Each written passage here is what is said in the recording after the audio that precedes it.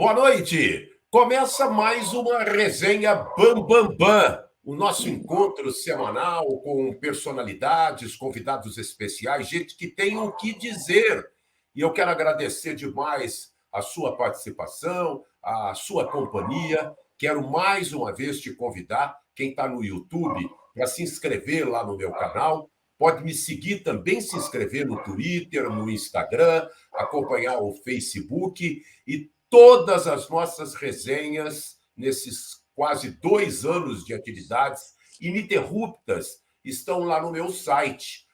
Aí está o meu endereço, Márcio Bernardes Oficial, meu site onde eu posto diariamente comentários, vídeos, informações, coisas sobre esporte, especialmente sobre futebol. Está aí o endereço, marciobernardes.com.br. Muito obrigado à comunidade brasileira que nos acompanha nos Estados Unidos, através de algumas linhas de transmissão e canais de amigos, como, por exemplo, na Califórnia, o Almir Santré, na Flórida, o Antônio Mafuz, em Nova York, a Maria José Leite, em Boston, o Márcio Medeiros e também em Portugal, o José Carlos Viseu. A todos, nosso abraço carinhoso e especial.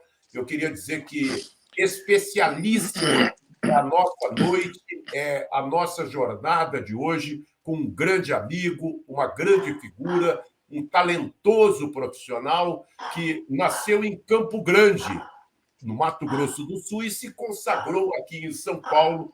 Eu estou falando de Reginaldo Polizelli Leme, que nasceu dia 3 de janeiro, é filho de um bancário, de seu Joinville Paim Leme, e de uma dona de casa, Dona Rosa Polizelli Leme. Reginaldo Leme, que prazer, meu amigo! Oi, Márcio, quanto tempo? Desde aquelas jornadas atrás do gol, né, no futebol, ali nos campos, Pacaembu, etc., atrás do gol, que a gente se encontrava muito. Eu não fazia muito, mas quando eu terminava a temporada de Fórmula 1, eu sempre pegava aqui no Brasil a época de finais do Campeonato Brasileiro. E aí que a gente se encontrava bastante, né? É verdade. Você se consagrou cobrindo a Fórmula 1, mas também cobriu Olimpíadas, Copas do Mundo. É muito diferente esses mundos diferentes, Reginaldo? Não é diferente, mas primeiro que uma coisa é você fazer um trabalho que dura 25 dias, 30 dias, outra é você fazer um trabalho que dura, na verdade, 10 meses, né? Embora intercalados, aí vai semana sim, semana não, aproximadamente, porque hoje, com o número de corridas, às vezes se emenda 3 semanas de corridas. A Fórmula 1, assim, não muito modestamente, ela fala que ela é um esporte em que, em vez de ter uma final, ela tem 23 finais, e que, em vez dela ter a torcida, os acompanhantes, os telespectadores no mundo todo que uma Copa do Mundo tem, ela tem em cada corrida, né? Ou seja, isso desde a época do Bernie Eccleston, ela diz que a Fórmula 1 é uma Copa do Mundo a cada 2 semanas, né? Não é nada muito modesto isso, mas é quase, tá bom? É quase a realidade. Você é casado com Dona Carmen Silvia Leme, Sim, formou-se na Fundação Casper Libero em 1967 sim. e é pai da Daniela, da Carolina e da Camila. É irmão do grande Dinho Leme, tem 50 anos de cobertura da Fórmula 1. São Sim. 500 GPs na sua carreira, Não, Reginaldo? é mais, Márcio. 500 é quando eu ganhei uma medalha de 500, mas isso foi já em 2014. Então, de lá para cá, muitos mais, contando os grandes prêmios em que eu fui, né, que eu estive presente. Já faz algum tempo que eu não viajo, desde os últimos tempos de Globo a gente não viajava, desde acho que 18 ou 19, e agora com a Band ainda a gente não está viajando ainda, né? e também não quero viajar nas 23, que isso é humanamente impossível, mas algumas corridas fora a gente vai fazer com certeza. Eu fui a Miami o ano passado e talvez vá esse ano a Miami, a Las Vegas ou a Inglaterra, um ou outro grande prêmio. Olha, a FIFA homenageou, agora na Copa do Catar, jornalistas que tinham participado de pelo menos 8 Copas no mundo. E estavam lá na sala, do mundo inteiro, 50 jornalistas. 500 grandes prêmios, 600 grandes prêmios. Eu tenho a impressão 700. que você. 700. Você deve ser o campeão, não é, não, Regi? Não sou o campeão, mas tá próximo ali, porque tem alguns ainda. É que muita gente desistiu, né? Gente que estava na minha época se aposentou. Gente que mora num país em que a aposentadoria, você pode se aposentar e continuar vivendo bem. Né? No Brasil, não. No Brasil, a gente tem que trabalhar o máximo possível, porque não tem essa de aposentadoria correspondente ao que você ganha. E, fora isso, é um negócio que eu gosto muito, a Fórmula 1. Já tive várias oportunidades de fazer outras coisas, como a Fórmula E, como a Fórmula Indy, lá atrás, numa proposta grande que eu tive na época do SBT, em que o Emerson tinha adquirido os direitos, né? E não fui, não me arrependo de não ter ido. Fórmula 1, para mim, até hoje é uma coisa assim que mexe comigo a cada dia de corrida. E, fora isso, o automobilismo em geral, porque pelo fato de eu ter pertencido, quer dizer, frequentado muito a Fórmula 1, né, passado esse tempo todo na Fórmula 1, obviamente, toda a contribuição que eu possa dar para o automobilismo brasileiro é grande. Então, eu participo ativamente da Stock Car, que é a principal categoria do Brasil, com 44 anos de existência ininterrupta, e que também acaba se tornando, graças a tudo isso que ela faz, o incentivo que ela recebe todo ano, e eu faço parte disso, uma das categorias mais importantes do mundo, pelo nível de pilotos que ela reúne, o nível de pilotos de altíssima qualidade. Você começou no Estadão, né, nos anos Sim. 1960. Como é que foi seu início de carreira depois que você saiu da Casper Libero? Quando eu saí da Casper Libero, eu queria fazer jornalismo, mas eu queria estudar mais tempo. Então, eu fui fazer a GV, a Fundação Getúlio Vargas, e fui fazer pós-graduação. Então, eu me fiz um pós lá na área de marketing, que eu sempre gostei muito, e aí é que eu voltei, aí é que eu falei assim, bom, agora chegou a hora de começar a minha carreira, foi em 68, né?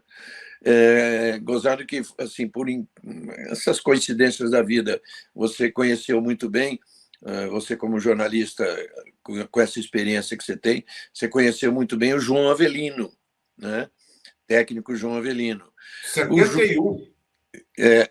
E o João casou-se com uma tia minha, irmã da minha mãe.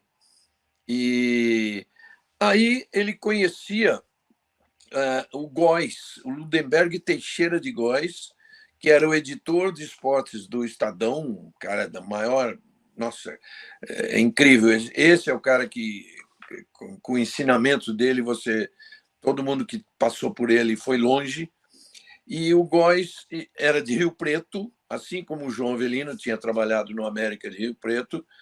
E o João me levou até o Góes, me apresentou, e o Góes falou, olha, não tem agora uma vaga, mas você pode ser estagiário. Eu falei, estou nessa.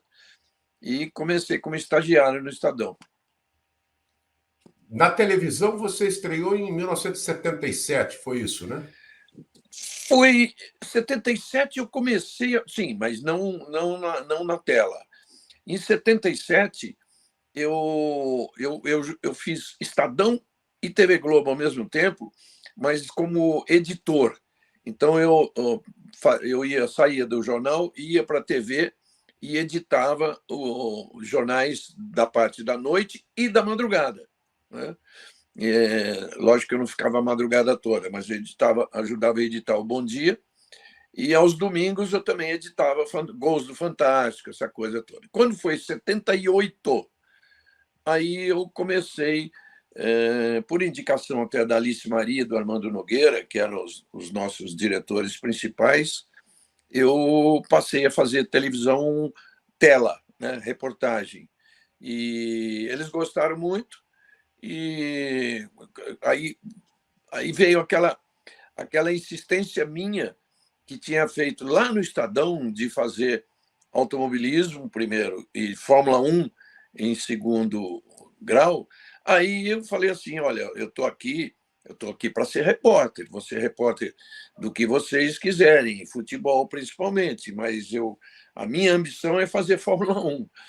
E foi assim que a vida seguiu. Eu fiz Copas do Mundo, eu fiz 82, 86.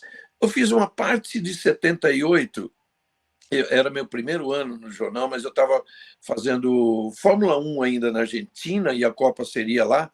Então, eu fiz uma pré-cobertura de Copa em 78, mas ativamente eu trabalhei em 82 e 86. Eu estava para ir para a Copa de 90, mas em 90 o automobilismo, a Fórmula 1 no Brasil já tinha crescido muito, com não só Nelson Piquet, mas também já Ayrton Senna. Então ela ganhou uma importância tal que eu tive que me dedicar só ao automobilismo e abrir mão da Copa do Mundo. Nesse meio tempo eu fiz a Olimpíada também. Nesses anos todos, você acompanhou todos os pilotos brasileiros que chegaram ao pódio, você acompanhou. O Brasil tem diversos, não fica só naquela trinca do Emerson, do Piquet e do Senna, né, Reginaldo? Temos. No total, 33 alcançaram a Fórmula 1. Né? Mas correr efetivamente por equipe, os que conseguiram vencer corridas foram Emerson, Piquet, Senna, José Carlos Patti, Rubinho e Felipe Massa. Né? Esses foram os que conseguiram vencer corrida. E os 3 que foram campeões, Emerson, Piquet e Senna, o Emerson 2 títulos, Piquet 3 e o Senna 3. Então, nós temos 8 títulos mundiais e 101 vitórias em grandes prêmios. Nós somos o terceiro maior vencedor da história da Fórmula 1. O Brasil só perde para a Inglaterra e para quem? Para a Itália? Alemanha. E Alemanha? Não, Alemanha. A Itália está para baixo. Alemanha. Tá. O Reginaldo, vamos relembrar, tem uma foto sua. Nessa foto aí, aproveitando aqui, quem tá nela com você aí, Reginaldo? Esse Aqui, cabeludão aí, quem é? O cabeludão. O cabeludão é o Silvio Nascimento. Ele era um auxiliar de câmara, um soundman da Globo Londres. Depois sou eu, o Senna e seu amigo Galvão Bueno. É verdade, Galvão Bueno, que deixou a TV Globo depois de 12 Copas do Mundo, e depois nós vamos colocar essa foto, que ela estava com uma qualidade razoável. Essa com o Emerson não pode. Essa o Emerson não pode. Essa é a primeira conquista. Esse é o primeiro título mundial do Brasil, 10 de setembro de 1972. Olha que coincidência. Foi a primeira corrida oficial de Fórmula 1, válida pelo campeonato, que eu trabalhei, que eu fiz, que eu cobri. Então, já cheguei lá dando essa sorte. Como é que era a sua relação, enquanto piloto, com o Emerson Fittipaldi, Reginaldo? Cara, não tem quem não se relacione com o Emerson da melhor maneira possível. É um cara incrível, incrível. O Emerson, ele tem de todas as qualidades que muita gente tem, de bom caráter, no trato com as pessoas, o Emerson tem uma que pouca gente tem, que ele é magnânimo. Ou seja, o Emerson é um cara assim, que em qualquer entrevista que ele tiver, por exemplo, me citando, sabe, vai citar meu nome, ele vai botar meu nome lá em cima. Sabe, ele divide as conquistas dele com as pessoas que tiveram do lado dele. Então, o Emerson é um sujeito espetacular, que foi o caminho, a sorte do Brasil, ele ter sido o nosso primeiro campeão. Aliás, olha só, pela honestidade que todo mundo conhece do Piquet, que não é de fingir nada, o Piquet, quando foi campeão em 81, ele me falou que a sorte do Brasil era ter sido o Emerson primeiro e não ele. Que se fosse, ele falou assim, se fosse eu, não teria essa sequência que teve graças vamos dizer assim, a simpatia do Emerson, a ele se lidar bem com a imprensa, essa coisa que o Emerson tem e que ele, Piquet, ele falou assim, eu não tenho, porque não quero ter, né? O Piquet é bem isso. Então.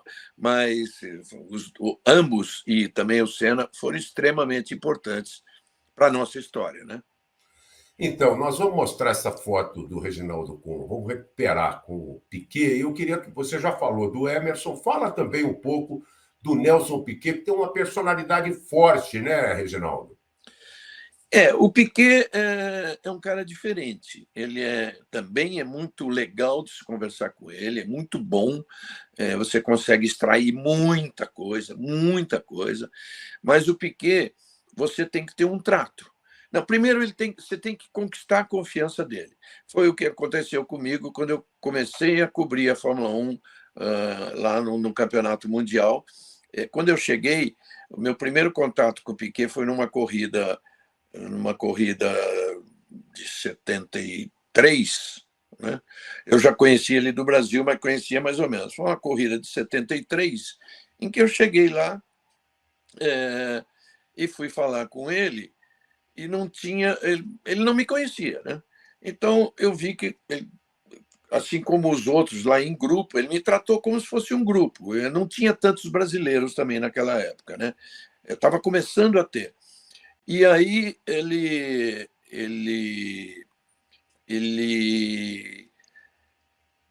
esperou, para me conhecer melhor, ele esperou que alguém do Brasil desse um feedback para ele, sabe? Os amigos dele. E eu me lembro que foi até o Edu Silva Prado e o Chiquinho Rosa, que a gente perdeu alguns meses atrás, e que disseram para ele, olha, procura assistir um dia, pede para alguém te mandar uma fita, um VT, de como está sendo o trabalho desse Reginaldo Leme, que ele é um cara que foi aí levando a sério o negócio, não é um aventureiro.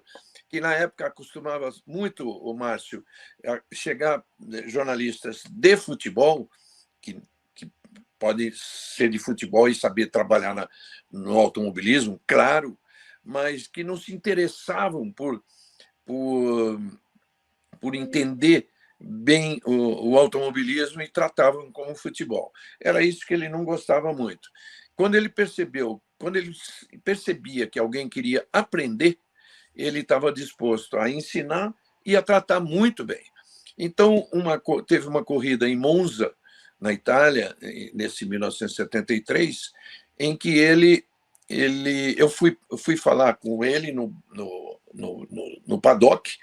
Naquela época, paddock era um negócio bem diferente. Eram 2 motorhomes cercado por uma cordinha, e os caras ficavam ali com as mesinhas para almoçar, para tomar um lanche, e todo mundo fechado dentro dos motorhomes.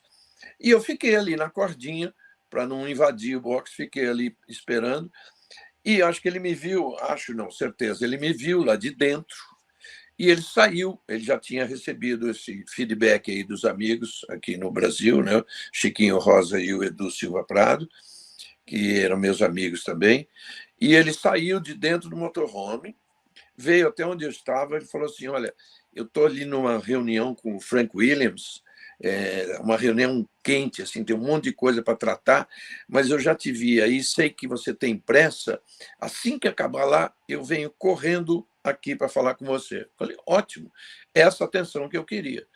E nunca mais deixei de ter a atenção dele. Nunca mais, nunca mais. Tem gente que reclama, mas eu nunca mais deixei de ter. E tem muita gente que não deixou de ter, que não reclama nada dele, não.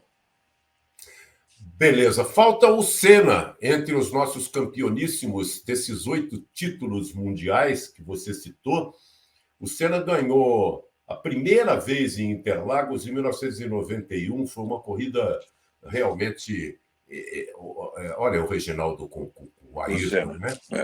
Mas nós temos imagem dessa corrida porque ele terminou a prova com uma marcha só, né? Foi um acontecimento. Eu acho que agradecer à Rede Globo e à Sport TV pelas imagens. Tem até o som dessa com a transmissão da corrida. Galvão Bueno, querido Galvão. Nas mãos de Mihaly Ridazzi. Senna vai apontar. Patrese está perto, mas ele vai apontar. Aí Senna, de ponta a ponta, vai apontar Ayrton Senna.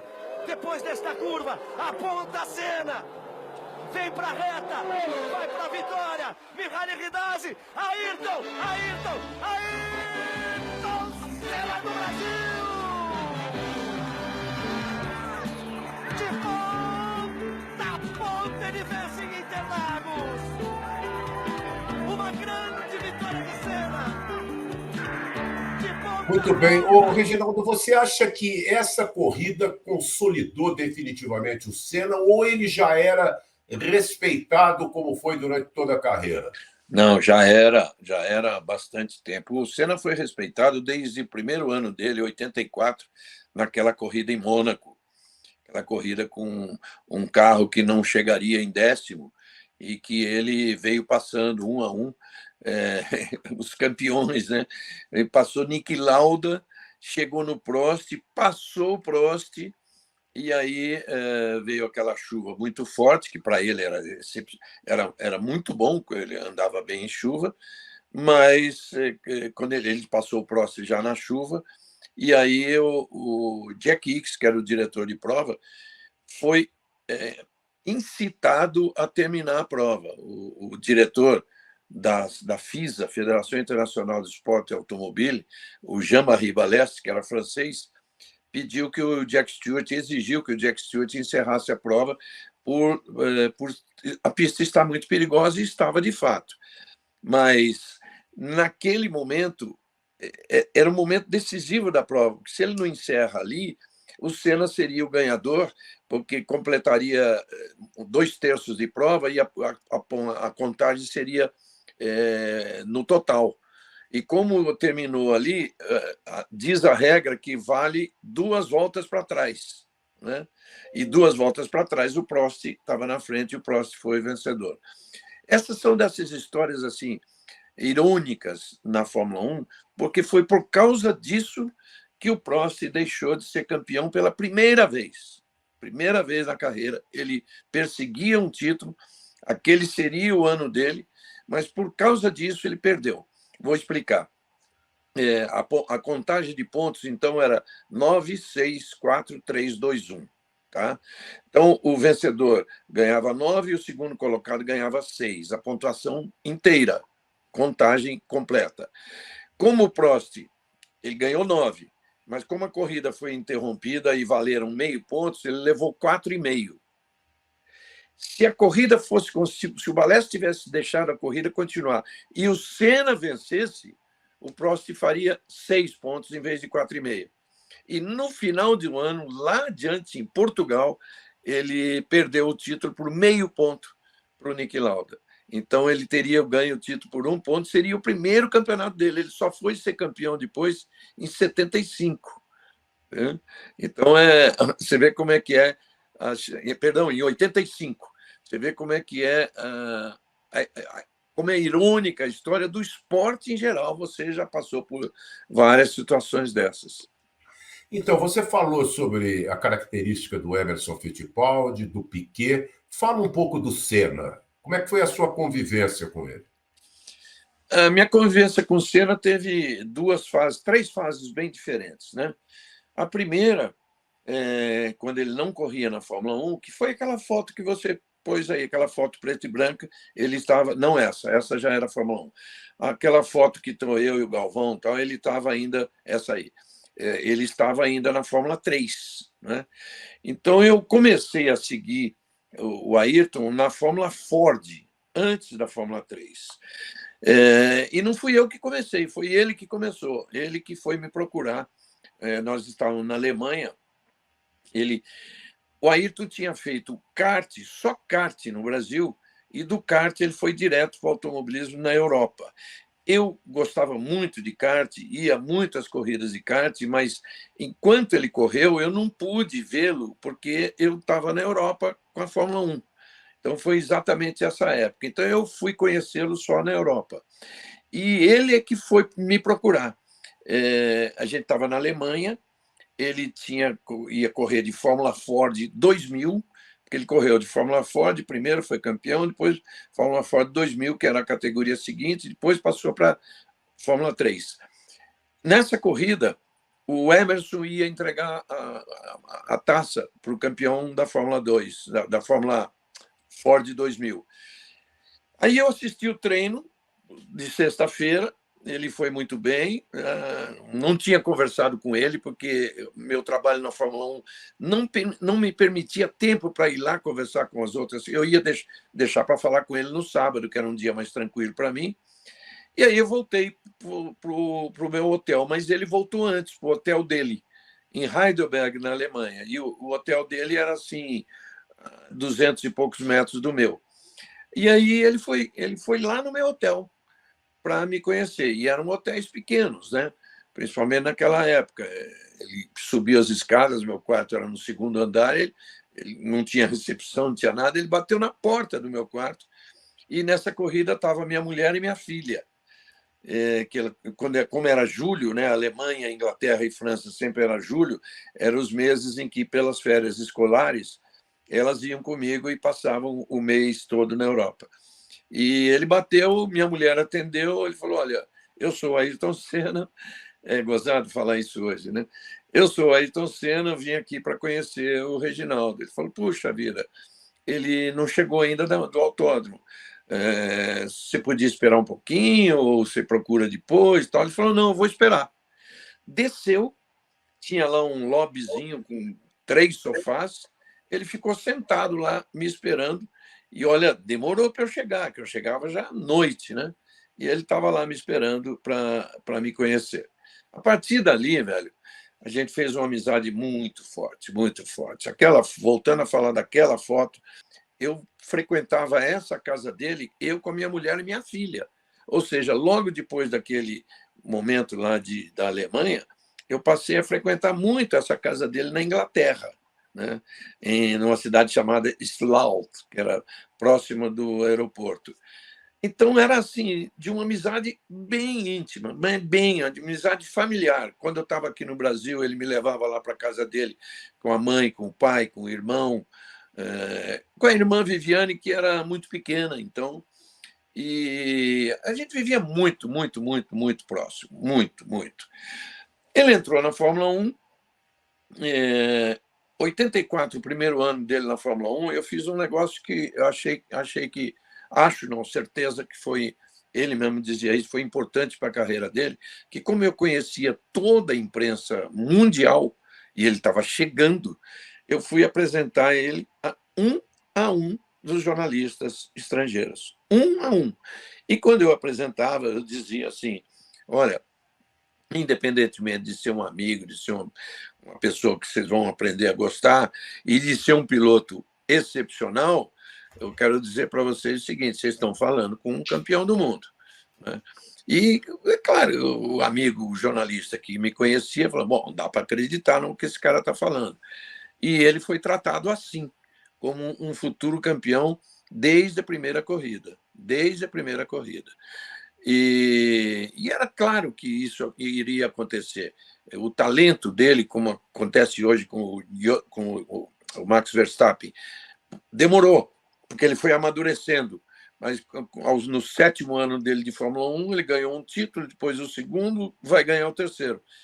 É um talento assim, meio comparável ao do Ayrton. E aí ele entrou na Fórmula 1, e nós seguimos juntos por muito tempo, né, assim, extremamente ligados. Quando eu falo da segunda fase, é que, você sabe, Márcio, quando um esportista ele ganha muita repercussão, principalmente no caso de um piloto, que é uma repercussão, de um campeão mundial, que é uma repercussão planetária, né? Como imagine um Pelé, imagine um Zico, um Rivelino, né? Esses caras, eles são susceptíveis, se tornam susceptíveis, ainda mais com a pouca idade que têm quando conseguem isso, se tornam susceptíveis a influências de alguns caras que conquistam a confiança dele, mas que não obrigatoriamente são do bem. Tá? Você me entende bem, porque tem muita gente que age assim. Mas conquistaram a confiança dele. E enfiaram na cabeça dele uma opção de coisas, principalmente em relação à minha relação com o Piquet. Ele gosta mais do Piquet, ele trata melhor o Piquet. Encheram a cabeça dele nisso. Aí um dia ele conversou comigo, e nós conversamos horas e horas, até no aeroporto do Galeão, antes de embarcar, e ele falou que bom. É bom esclarecer tudo, porque tira tudo a limpo, acaba com o mal-entendido. Eu falei, claro, acaba com o mal-entendido. Mas as pessoas continuaram com essa coisa, né? Então, nós estávamos falando agora de 88, quando ele foi campeão pela primeira vez, e ele me deu aquela entrevista que ele mesmo considerou sempre a melhor entrevista que ele fez na vida, uma entrevista de 8 minutos no Fantástico. E depois disso, chegou em 90, tem um cachorro em casa, chegou em 90, essas pessoas continuaram sempre com as fofocas, né, naturais.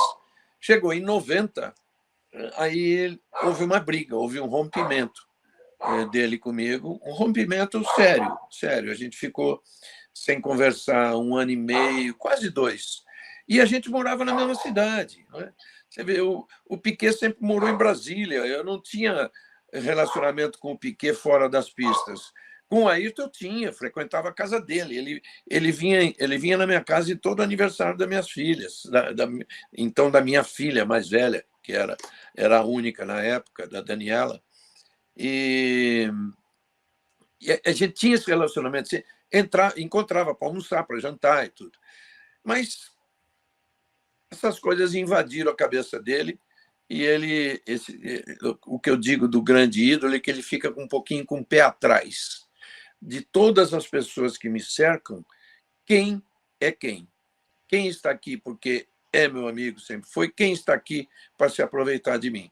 Ele não podia nunca ter essa dúvida de mim, a meu respeito, porque ele viu que foi desde o começo um relacionamento bem diferente.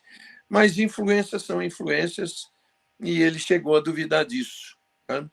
Tanto que um dia eu inaugurei, eu gostava muito de bar, e eu tive 8 bares e restaurantes em São Paulo. Sempre gostava, coisa louca, porque nenhum dava dinheiro.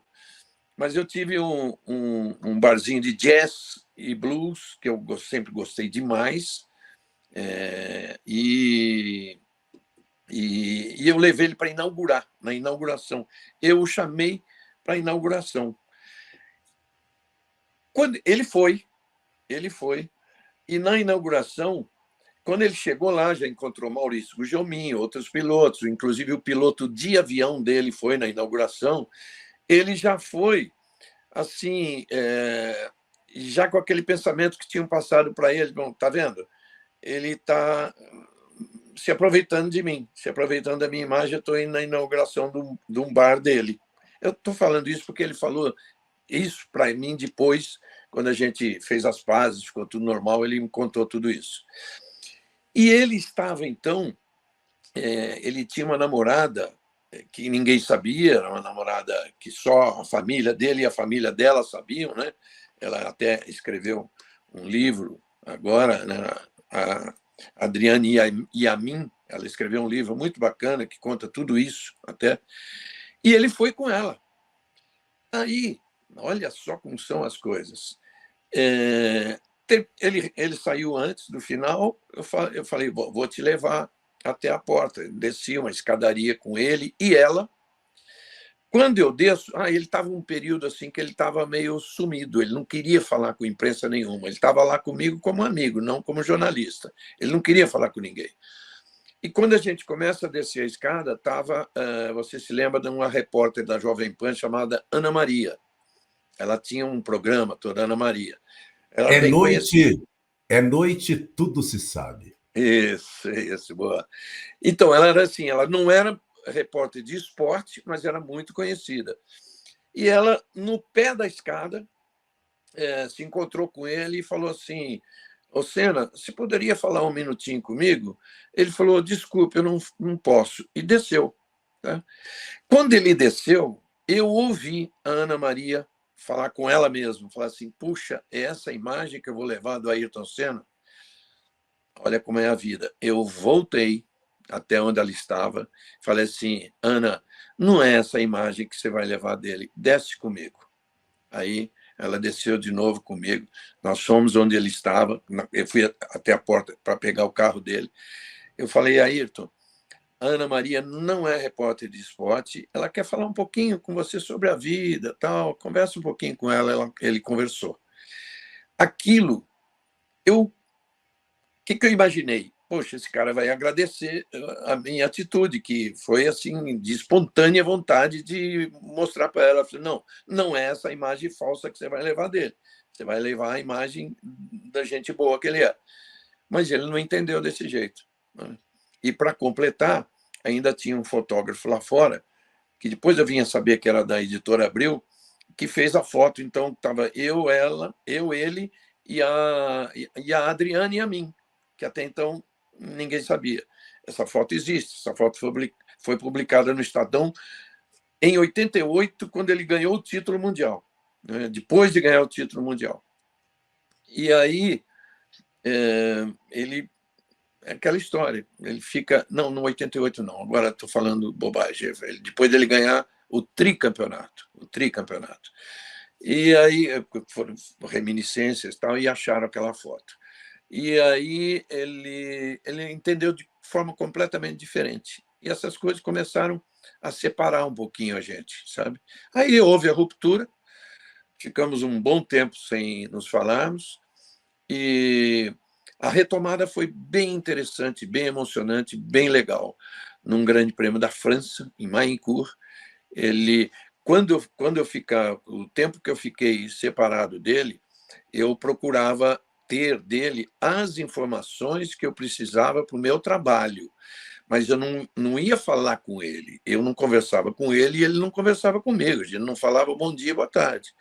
Então, quando ele dava entrevista para jornalistas, os brasileiros, ou seja lá o que for, eu ficava a umas entrevistas de rádio, né, que o cara fala um pouquinho mais alto, ou de TV, eu ficava a uma certa distância ouvindo o que ele dizia, porque era um subsídio para mim, para o que eu tinha que trabalhar.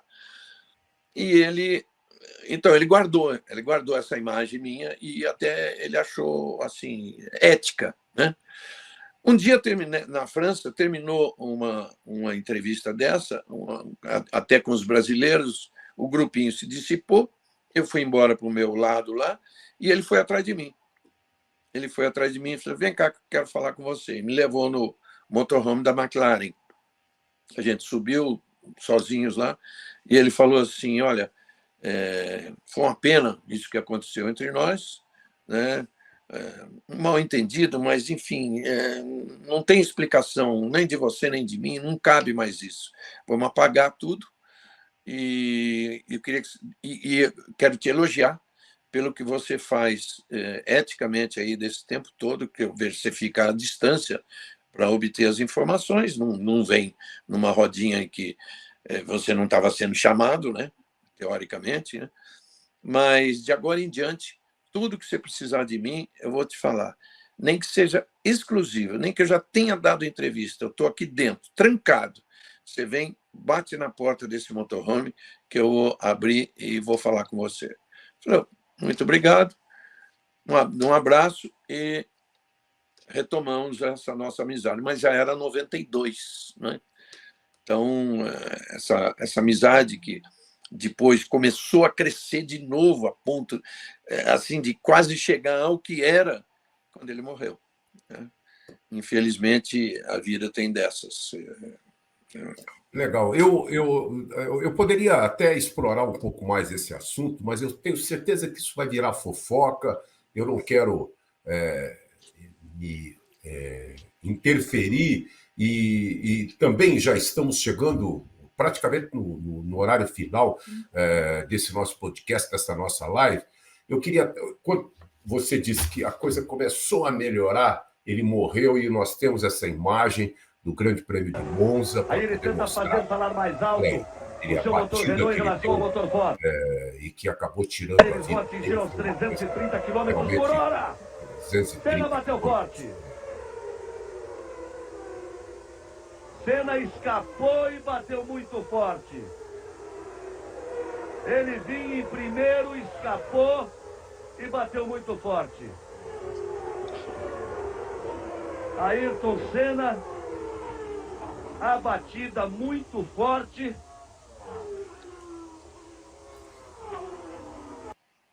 Pois é.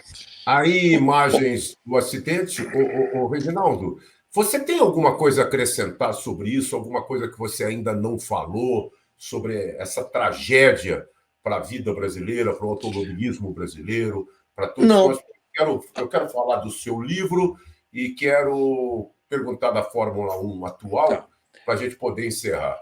Tá. Acrescentar não, Márcio, até porque isso não é segredo para ninguém, e o livro que eu estou escrevendo, que sai esse ano, tem esse capítulo bem explicadinho dessa forma. Eu queria dizer desse dia aí, que o normal, a gente esperava que depois de uma batida dessa, a gente estava acostumado que o piloto aperta o cinto e levanta sozinho do carro, né? E quando demorou para acontecer, a gente viu que era uma coisa mais grave, mas nunca pensando que fosse assim tão grave.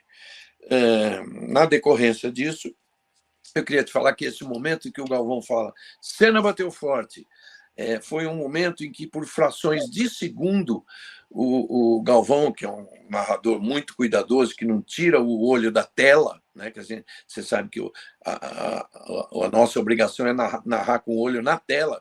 Ele não tira o olho da tela, ele tinha tirado por frações de segundo.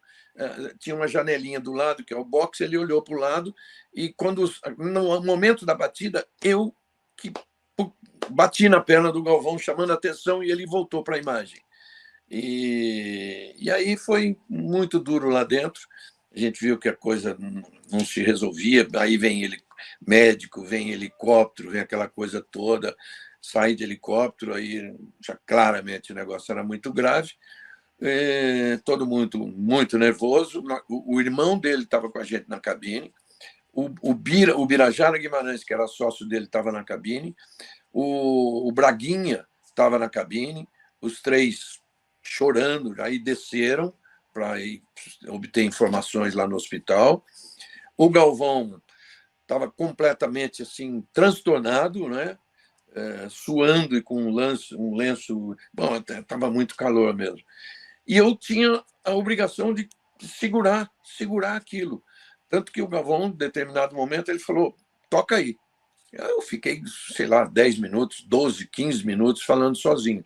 O Galvão foi lá fora, respirar, tudo, e voltou. Bom, terminado aquilo, aí já com a notícia da morte, né, o Cabrini era o nosso repórter, o Roberto Cabrini. Então, o Cabrini entrou por celular, lá de Bolonha, do hospital, dando a notícia. E o Rubinho, que tinha sofrido um acidente na sexta-feira, os médicos não deixaram ele correr, ele foi embora para a Inglaterra, para a casa dele, em Oxford, e ficava me ligando de 10 em 10 minutos, se eu tinha notícia. Tá? Até que ele me ligou e eu falei, Rubinho, de fato ele não resistiu, morreu. O Rubinho ficou num silêncio aí do outro lado, um tempão, e depois nitidamente eu vi ele chorando. Desci de lá, peguei, esperei o técnico de som juntar as coisas dele, peguei as coisas e nós fomos embora para Bolonha, porque nisso a Globo já tinha mandado o Bial e uma equipe de reportagens, cinegrafistas, tudo para a porta do hospital de Bolonha, porque nós íamos ancorar o Fantástico lá do hospital.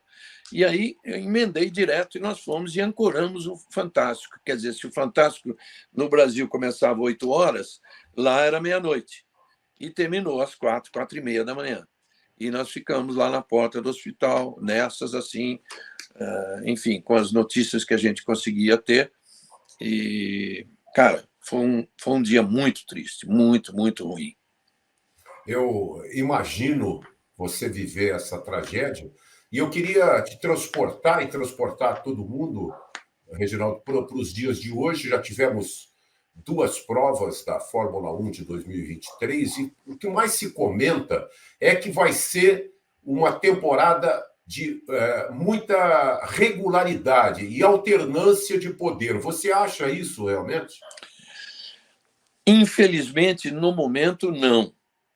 O que a gente quer, o que a Fórmula 1 quer, ela mudou as regras para ter essa alternância de poder, para ter esse equilíbrio. Mas o que a gente viu até agora é que a Red Bull, que no ano passado ganhou 17 das 22 corridas, agora disputou duas e ganhou as duas com dobradinha, primeiro e segundo. Então, hoje, a Red Bull tem um carro absolutamente imbatível, absolutamente imbatível. Mérito deles, mérito do Verstappen, que no momento é o piloto do momento, mas quem ganhou essa corrida foi o Sérgio Pérez, por uma circunstância do Verstappen ter largado lá atrás. E do jeito que está, vai ser difícil alguém tirar essa hegemonia da Red Bull. Mas tem muito tempo ainda pela frente, as equipes desenvolvem. Na Fórmula 1, os caras trabalham 24 horas por dia. E hoje, com a tecnologia de hoje, né, o que eles usam em computador vai modificando o carro em pequenos detalhes que vai tornando o carro melhor. Então, a tendência é caminhar para uma igualdade, mas no momento está muito difícil. A Red Bull é muito, muito, muito superior. Ô, Reginaldo, vamos terminar esse gostoso papo. Quero mostrar aqui o seu último livro, que eu recebi de presente do meu amigo Marcos Simval. Aliás, citei isso no debate bola lá da Transamérica. E eu queria saber, você está editando a próxima jornada, a próxima edição. Esse livro, Automotor Esporte, ele é a bíblia do automobilismo brasileiro e internacional, né, Reginaldo? Ele é a única referência da história do nosso automobilismo. Ele tem 30 anos, essa que você tem na mão é a edição de 30 anos, nós estamos agora saindo daqui a uma semana e meia com a edição 31, que atrasou, mas atrasou pelo fato da Copa do Mundo ter acontecido em dezembro, e aí as agências de propaganda todas ficam paradas, o Brasil parou, né? E aí atrasou todo o processo, mas ele está saindo agora. Mas esse é um compêndio, né?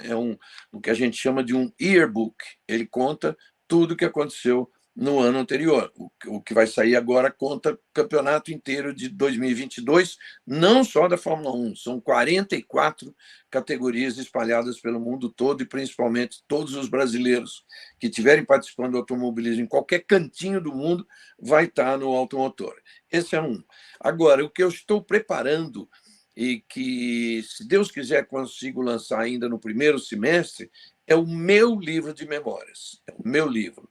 Esse já está escrito, ele já tem mais de 30 capítulos, só que eu estou revendo todos os capítulos, porque você imagina, né, Márcio? Você escreve um capítulo seu com tudo aquilo de história, você vai ler, você lembra de novas histórias, você vai ler de novo, lembra de novas histórias. Então, eu estou relendo e aperfeiçoando esse livro, que eu vou te contar uma coisa, esse vai ter parte dessas histórias que nós contamos aqui e muito mais, e muito mais. Eu leio um capítulo desse, sei tudo que está lá e acho espetacular. Então, quem gosta e quem não gosta de automobilismo, mas que quer acompanhar a carreira de um jornalista que viveu 50 anos dentro de um mundo fechado, né? De um meio bem fechado como é a Fórmula 1, especialmente para um brasileiro, né? Para alguém que não seja um europeu, mesmo essa pessoa, gostando ou não de automobilismo, vai adorar ler o livro. Legal, Reginaldo. Quero dizer que vou colocar aqui no nosso ambiente, no nosso cenário, o seu livro que eu mostrei agora, vai nos ajudar a decorar o nosso cenário. Boa. E um livro novo, eu espero que você me avise, eu quero também colocar, eu quero ler e quero colocar aqui com muita alegria e muito prazer. Quero te agradecer pelo seu tempo. Olha, mais de 50 minutos a gente aqui conversando e o tempo passa e eu tenho um monte... Queria falar da sua saída da Globo, da sua entrada na Band, daquele programa que você teve na TV, o Sinal Verde, na Globo. Sim. Foi muito legal. Deixa eu só falar uma coisinha. Este Sinal Verde, hoje eu faço no meu canal, no YouTube, Automotor por Reginaldo Leme, só que ele tem o nome de pré-GP. E o Sinal Verde, que tinha lá 6 minutos, hoje eu faço com 15, com 12, 15, 16, porque há uma liberdade no canal. É muito legal. Automotor por Reginaldo Leme. No YouTube fica aí a recomendação. Regi, muito obrigado. Obrigado de coração pelo seu tempo, pela sua entrevista, pelo seu papo. Espero revê-lo no lançamento desse livro sobre a sua vida e a sua atividade. Tá bom, brother? Certamente, Márcio. Prazer em falar com você e deixar aqui também o meu Instagram para quem quiser seguir. Vocês sabem que a gente vive muito do número de seguidores e o Instagram é Regi Leme. Bem simples, Regi Leme, tá? Obrigadão para vocês. Obrigado, brother. Reginaldo Polizelli Leme, grande nome do jornalismo, do esporte a motor, nosso personagem desta segunda-feira. Obrigado pela participação, obrigado a você que está se inscrevendo lá no meu canal do YouTube, obrigado a você que está me seguindo no Twitter, no Facebook, no Instagram e também acompanhando nosso site, batendo recorde de audiência. Você pode ir lá, diariamente eu tenho postado comentários escritos, comentários gravados. Será um prazer a sua visita e a sua companhia. Na próxima segunda, mais uma resenha Bam Bam Bam. Boa noite a todos. Olha, o meu coração, meu cuore para tutti voi. Tchau, gente!